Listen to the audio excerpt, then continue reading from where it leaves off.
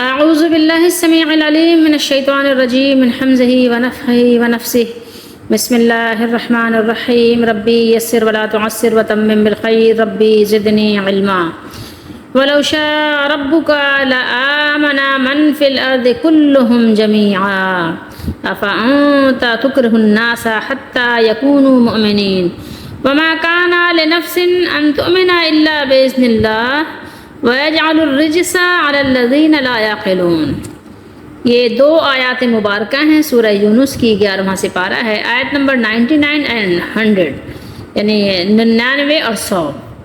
اور اگر آپ کا رب چاہتا، نبی کریم صلی اللہ تعالیٰ علیہ وآلہ وسلم سے خطاب کیا، اللہ نے فرمایا اور اگر آپ کا رب چاہتا تو جو لوگ زمین میں ہیں، من فی الارض، سب کے سب، کلہم جمیعا، ذرا غور کیجئے، کلہم جمیعا، سب کے سب، سارے کے سارے ہی ایمان لے آتے، پھر کیا آپ لوگوں کو مجبور کریں گے حتیٰ کہ وہ مومن ہو جائیں؟ نبی کریم صلی اللہ علیہ وسلم سے اللہ تعالیٰ فرما رہے ہیں کہ آپ کی یعنی اتنی کوشش ہے، آپ اتنی چاہت رکھتے ہیں کہ یہ سب لوگ ایمان لے آئیں، سب مسلمان ہو جائیں، تو اللہ تعالیٰ فرما رہے ہیں کہ کیا آپ ان کو یعنی کراہت کے ساتھ ان کے اوپر ایمان کو ڈال دیں گے؟ کیا ان کو مومن بنا دیں گے جبکہ یہ اس کو ناپسند کر رہے ہیں؟ سب کے سب مومن ہو جائیں، یکونوا مومنین، اور کسی شخص کے لیے نہیں کہ وہ اللہ کے حکم کے بغیر ایمان لائے، یعنی یہ بات ممکن نہیں ہے، امپاسبل۔ اگر اللہ نہ چاہے تو ایسا ہو ہی نہیں سکتا کہ کوئی ایمان لے آئے۔ یہاں بات کس چیز کی ہو رہی ہے؟ کیا مطلب کہ اللہ تعالیٰ نے زبردستی کسی کو کافر بنا دیا ہے؟ نہیں، بات کو سمجھیے گا تو پھر بات سمجھ آئے گی۔ اور وہ اللہ ان لوگوں پر پلیدی ڈال دیتا ہے، ڈال دیتے ہیں بھی پڑھ سکتے ہیں آپ، جو عقل سے کام نہیں لیتے۔ آپ کے پاس عقل کا جوہر ہے، اگر ہے تو اس سے کام لیجئے، ورنہ اللہ تعالیٰ ان پر پلیدی کون سی؟ یعنی آپ پر عذاب نازل کر دیتے ہیں، یا دنیا میں، ورنہ آخرت میں تو کافروں کے لیے عذاب ہے ہی۔ تو اللہ تعالیٰ نے فرمایا کہ اگر اللہ تعالیٰ چاہتا تو سب کے سب مسلمان ہو جاتے، اللہ کے حکم کے بغیر ممکن نہیں کہ کوئی ایمان لے آئے۔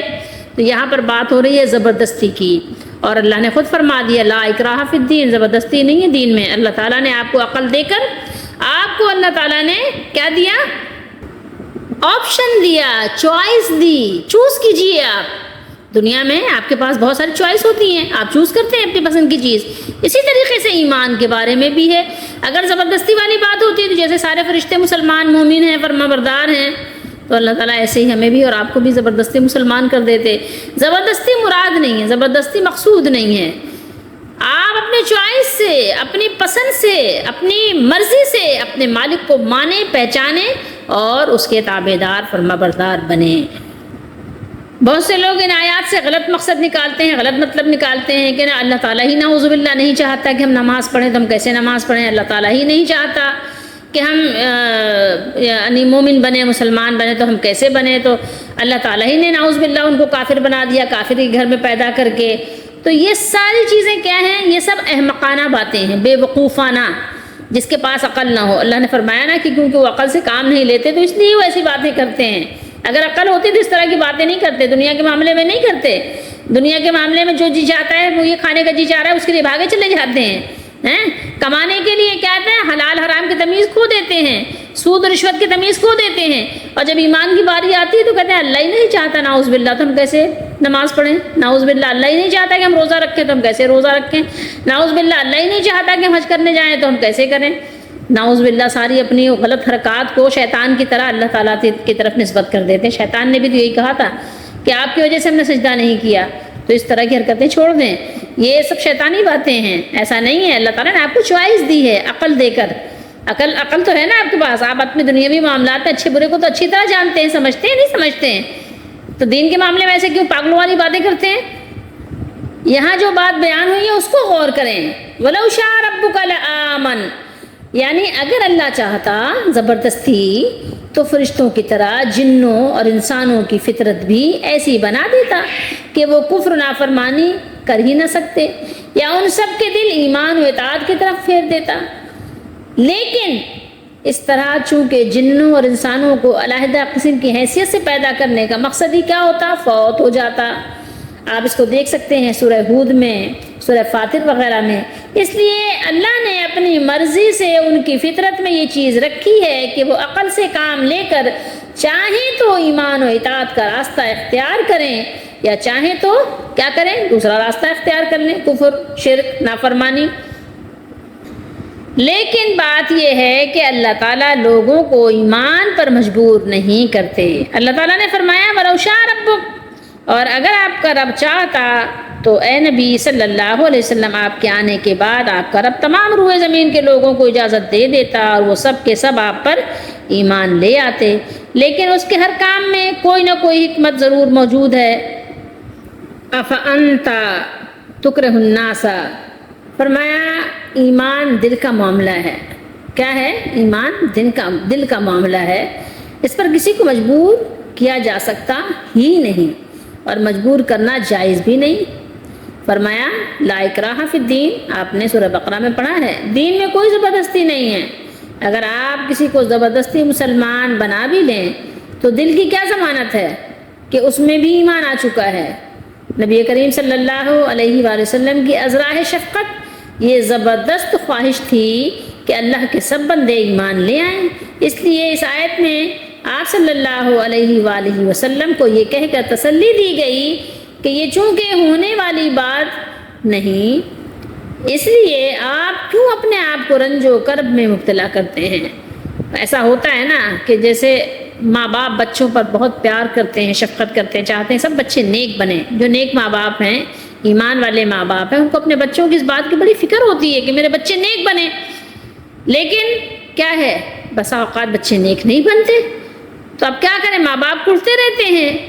تو اس سے زیادہ تکلیف ہمارے نبی صلی اللہ علیہ وسلم کو ہوتی تھی کہ یہ امتی سب نیک بنے، یہ مسلمان بنے، یہ مومن بنے، لیکن نہیں بنتے تھے تو آپ صلی اللہ علیہ وسلم کو رنج ہوتا تھا، دکھ ہوتا تھا، ملال ہوتا تھا، تو اللہ تعالیٰ آپ صلی اللہ علیہ وسلم کو تسلی دیتے تھے۔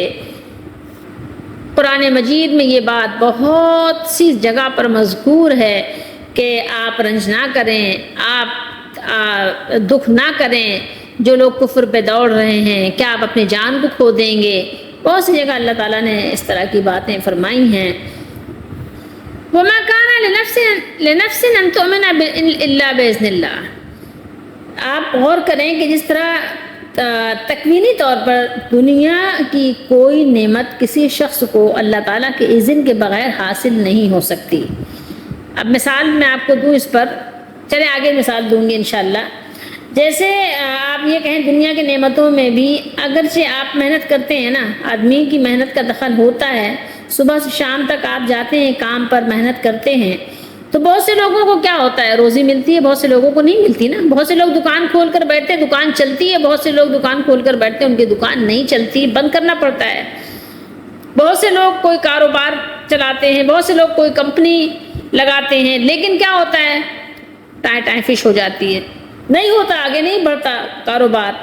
تو محنت تو کی دونوں نے، لیکن ایک کو کیا ہے کہ اس کے یہاں بھیڑ لگ گئی اور بس وہ پیسے کی مشین بن گیا، پیسے ہی پیسے چلے آ رہے ہیں۔ ایک کے کیا ہوا کہ گھاٹے پہ گھاٹا ہو گیا، جو اس نے قرض لے کر اپنی فیکٹری لگائی تھی، اب وہ قرض بھی اس کے گلے کا جو ہے طوق بن گیا، اب بیچارہ پریشان مارا پھر رہا ہے۔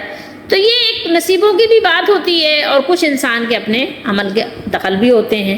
ظاہر کنجوس بخیل ہوتا ہے، لوگوں کو ناحق ستاتا بھی ہے۔ کبھی ایسا بھی ہوتا ہے کہ ایک انسان غلط کام کرتا ہے، اس کے باوجود بھی خوب پھلتا پھولتا ہے۔ کبھی کبھی ایسا بھی ہوتا ہے کہ ایک انسان اچھا کام کرتا ہے، پھر بھی وہ پھلتا پھولتا نہیں ہے۔ تو عمل کا دخل تو ہوتا ہے، لیکن ایک حد تک ہی ہوتا ہے کہ بہت سے لوگ محنت کرتے ہیں کامیاب ہوتے ہیں، بہت سے لوگ محنت کرتے ہیں کامیاب نہیں ہوتے۔ لیکن محنت تو کرنی پڑے گی نا، محنت تو کرنے کے لیے سب کو ہے، سب کرتے بھی ہیں، ٹھیک ہے، تقریباً الا ماشاء اللہ کہ کوئی ایسے ہی کاہل وجود ہو۔ تو محنت تو ایک حد تک ہی آپ کو کامیابی دلاتی ہے، اور وہ بھی کامیابی کیا ہے، اللہ کے اذن کے بغیر کوئی محنت کامیاب نہیں ہو سکتی، اور نہ ہی کوئی نتیجہ خیز ہو سکتی ہے۔ نتیجہ بھی آپ کو جب ہی نکلتا ہے کہ جب اللہ تعالیٰ کی مدد شامل حال ہو، آپ دعائیں کرتے ہیں، دعائیں کرواتے ہیں، صدقات کرتے ہیں۔ اسی طرح بالکل سمجھ لیجئے کسی شخص کو ایمان کی نعمت حاصل ہونے یا نہ ہونے کا انحصار بھی اللہ کے اذن پر ہے۔ کوئی شخص اس نعمت کو نہ خود پا سکتا ہے اور نہ کسی دوسرے کو عطا کر سکتا ہے۔ اس لیے اگر نبی صلی اللہ علیہ وسلم چاہیں بھی کہ تمام لوگوں کو مومن بنا دیں تو نہیں بنا سکتے، جیسے بہت سے لوگ سمجھتے ہیں نا۔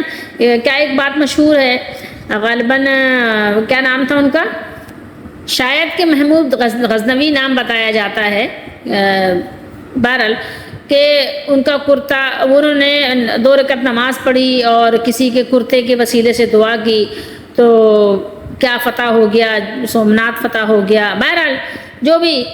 تو پھر وہ خواب میں آئے اور انہوں نے خواب میں آ کر کہا کہ تم نے میرے کرتے کی بڑی کم قیمت لگائی۔ کہا کیوں، اس کی کیا قیمت تھی؟ کہا کہ اگر تم اس کرتے کے وسیلے سے دعا کرتے تو سارے کے سارے مسلمان ہو جاتے۔ تو استغفر اللہ، یہ سب فضول باتیں ہیں، شیطانی باتیں ہیں۔ قرآن آپ کو کیا بتا رہے ہیں؟ نبی کریم صلی اللہ علیہ وسلم سے بڑھ کر بھی کیا کسی کا کرتا ہو سکتا ہے کیا؟ اگر کسی کا یہ عقیدہ ہو تو وہ مسلمان ہی نہیں ہو سکتا۔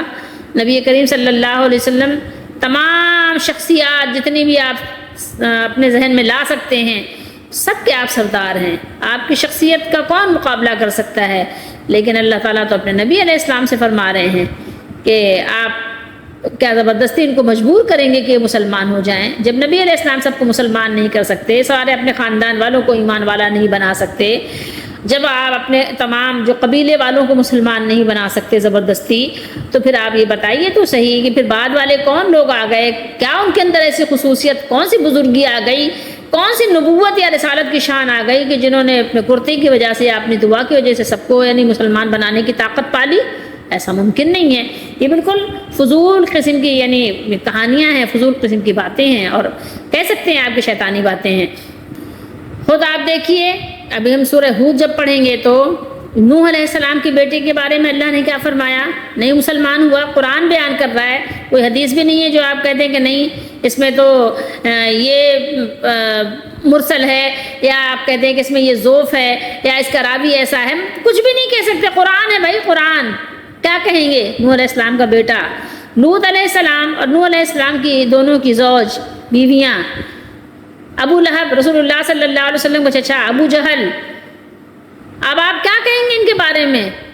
کیا کہیں گے بتائیے؟ نبی کریم صلی اللہ علیہ وسلم کی دعا سے بڑھ کر، یا نبی نوح علیہ السلام کی دعا سے بڑھ کر جن پر اللہ نے سلام بھیجا ہے قرآن میں، تو ان کا بیٹا خود مسلمان نہیں تھا۔ تو اب آپ بتائیں تو صحیح کہ بعد والے کہاں سے اتنے طاقتور ہو گئے، اتنے پاورفل ہو گئے کہ اللہ تعالیٰ کے دربار سے وہ جو چاہیں کروا لے رہے ہیں؟ کیسے کروا لے رہے ہیں بھائی؟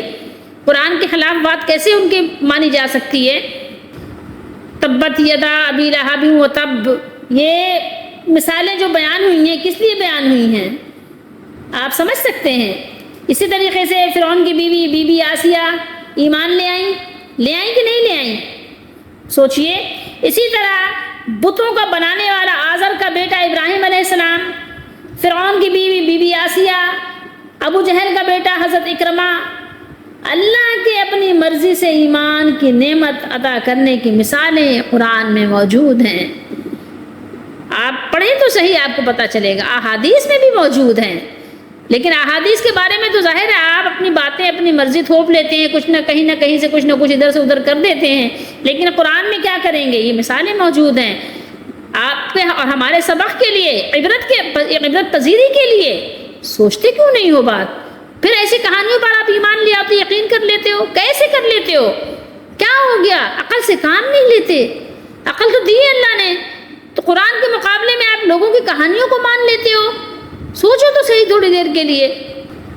وَيَجْعَلُ الرِّجْسَ عَلَى الَّذِينَ لَا يَعْقِلُونَ، یعنی اگرچہ ایمان کی توفیق دینے یا نہ دینے کا کلی اختیار اللہ تعالیٰ ہی کو ہے، مگر پھر بھی آپ ایک بات کو سوچو، ایک قاعدہ ہے اللہ کا، ایک قاعدہ ہے اس کا، ایک قاعدہ کلیہ کا ایک قانون ہے کہ وہ اس نعمت سے انہی لوگوں کو دور یا محروم رکھتا ہے اور انہیں کو کفر و شرک کی اندھیریوں یا نجاست میں پڑے رہنے کے لیے چھوڑ دیتا ہے جو اس کی عطا کردہ عقل سے کام نہیں لیتے، اور جس راستے پر اپنے باپ دادا کو چلتے دیکھتے ہیں اسی پر آنکھیں بند کر چلتے رہتے ہیں اور چلتے رہنے کو پسند کر لیتے ہیں۔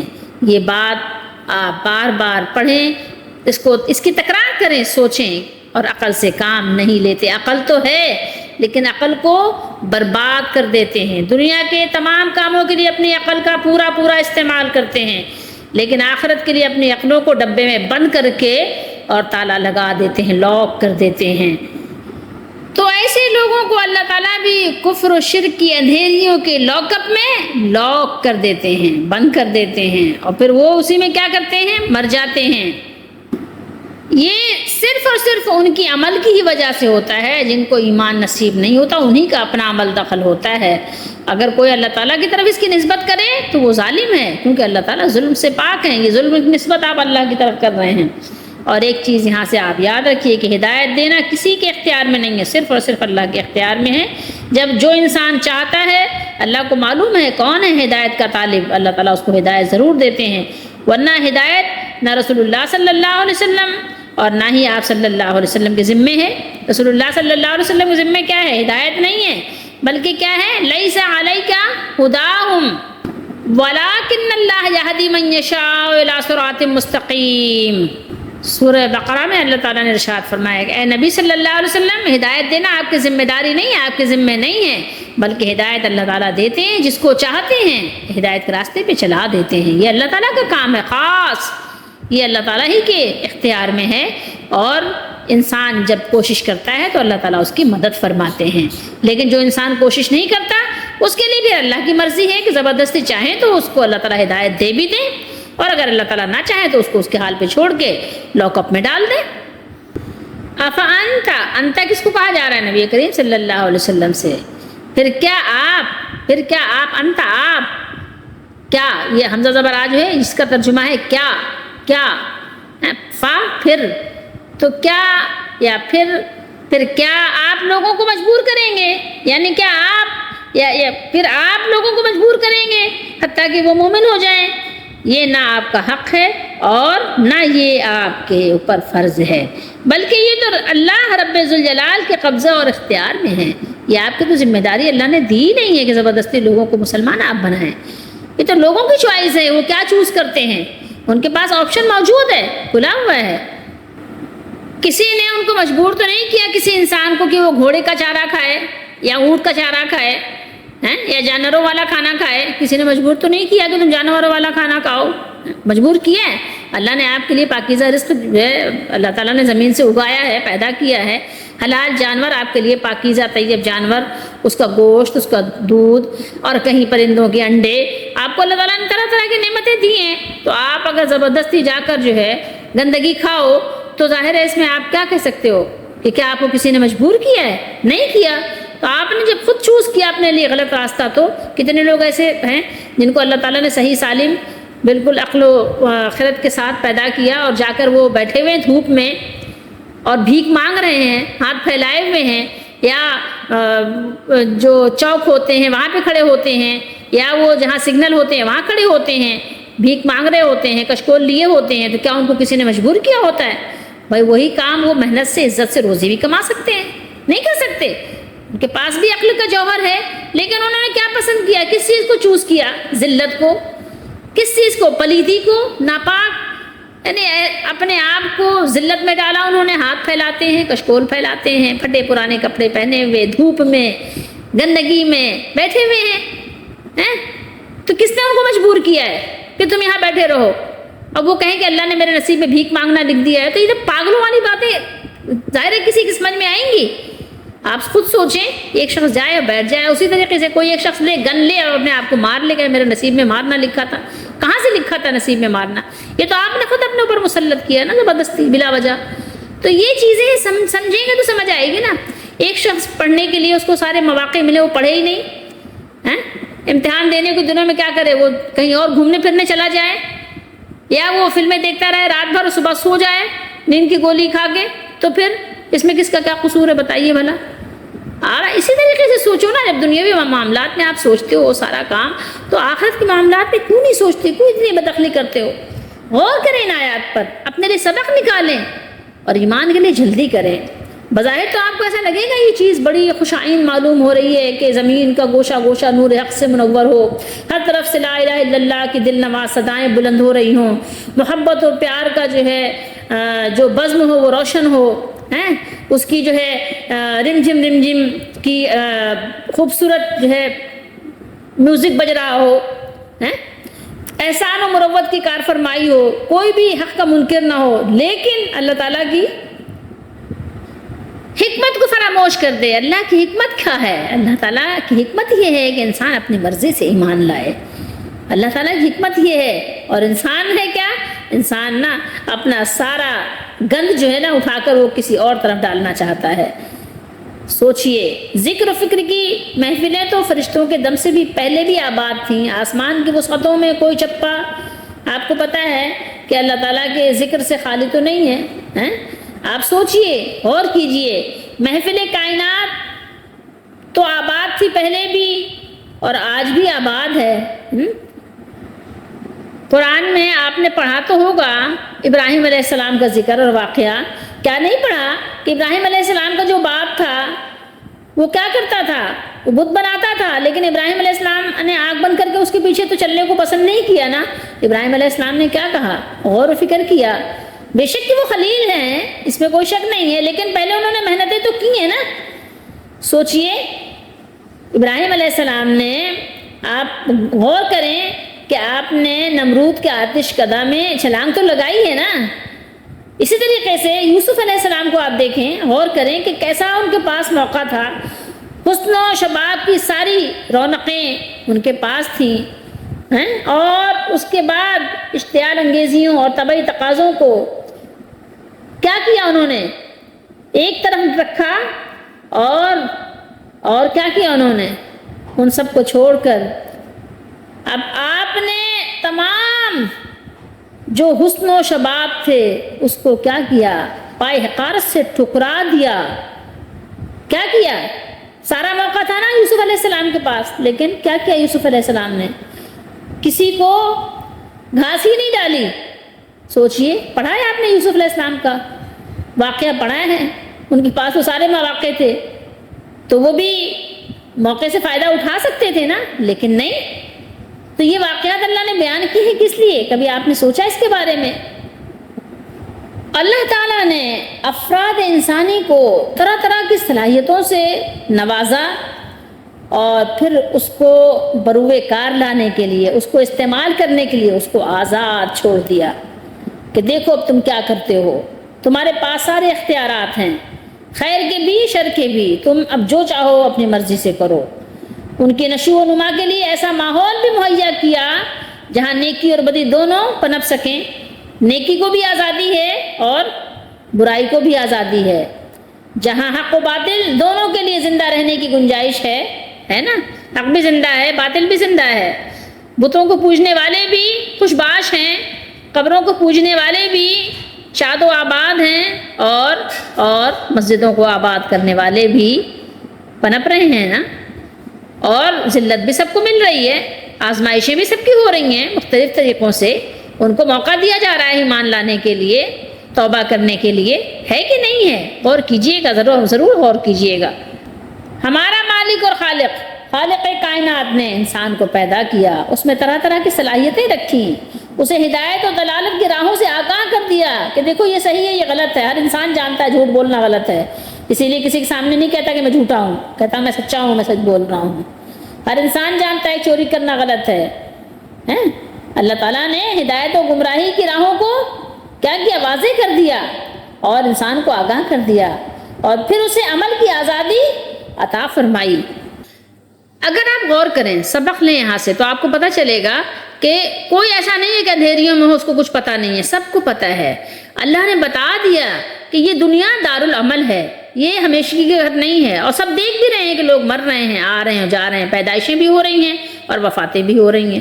یہ دارالعمل ہے، یہاں عمل کرنا ہے، یہاں جو بوؤ گے وہی کاٹنا پڑے گا، ٹھیک ہے؟ تم جو نیکی آج کرو گے اس کا صلہ کل پاؤ گے، جیسے پیڑ لگاؤ گے ویسے ہی پھل پاؤ گے۔ اگر آپ کانٹے بوؤ گے تو کانٹے ہی کاٹو گے، یہ جان لو۔ یہ دارالعمل ہے، یہ دنیا دارالعمل ہے۔ آج آپ نے عمل کرنا ہے، آج آپ اپنے مالک کو راضی کریں، آج آپ اپنے لیے فکر کریں۔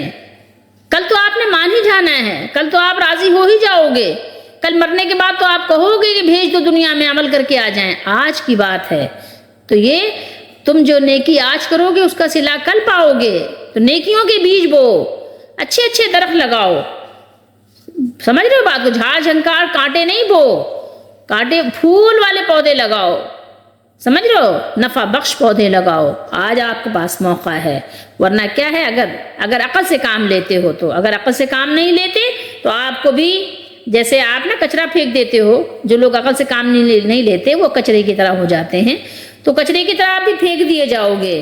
یاد رکھو شرف ایمان سے فقط وہی مشرف ہو سکتے ہیں جنہوں نے اپنے مالک کو راضی کیا، تو پھر مالک نے ان کی کیا کی؟ مدد فرمائی، ان کی یاوری کی، توفیق الہی نے ان کی یاوری کی، ان کی مدد کی، ان کی دستگیری کی۔ اور یاد رکھو بلا وجہ لوگوں کو نعمت ایمان سے محروم نہیں کر دیا جاتا، اور یاد رکھو بلا سبب انسانوں کو کفر اور شرک کی ذلت میں مبتلا نہیں کیا جاتا، یاد رکھنے کی بات ہے۔ اور یاد رکھو کہ فقط ایمان کی دولت انہی لوگوں کو میسر ہوتی ہے اور انہی لوگوں کو توفیق ملتی ہے جو اپنے مالک کو راضی کرنے کی کوشش کرتے ہیں، اپنے مالک کو مناتے ہیں، اور فقط انہی لوگوں کو توفیق سے محروم کیا جاتا ہے جو عقل و فہم سے کام نہیں لیتے، جو فہم و عقل کی خداداد قوتوں کو ناکارہ بنا دیتے ہیں، برباد کر دیتے ہیں، اور حق و باطل میں تمیز کرنے کے لیے انہیں استعمال نہیں کرتے، تو ان کو بھی کیا کیا جاتا ہے؟ حرف غلط کے غلط کی طرح مٹا دیا جاتا ہے، دور کر دیا جاتا ہے، دھتکار دیا جاتا ہے۔ جیسے آپ ایک آوارہ کتے کو دھتکار دیتے ہو نا، کیا کرتے ہو؟ بھگا دیتے ہو نا، ہش ہش ہش۔ سوچ لو آپ کیا بننا چاہتے ہو، آپ کے لیے پورا وقت ہے، پورا ٹائم ہے سوچنے کا، آپ اپنے لیے جو چاہو راستہ چوز کرو، آپ کے لیے سارے آپشن کھلے ہوئے ہیں۔ اللہ تعالی ہم سب کو ایمان کی دولت سے مالا مال فرمائے، اور ہمیں اللہ تعالی ہر طرح کی مشکلات اور ہر طرح کی اللہ تعالی نافرمانیوں سے بچائے رکھے، آمین۔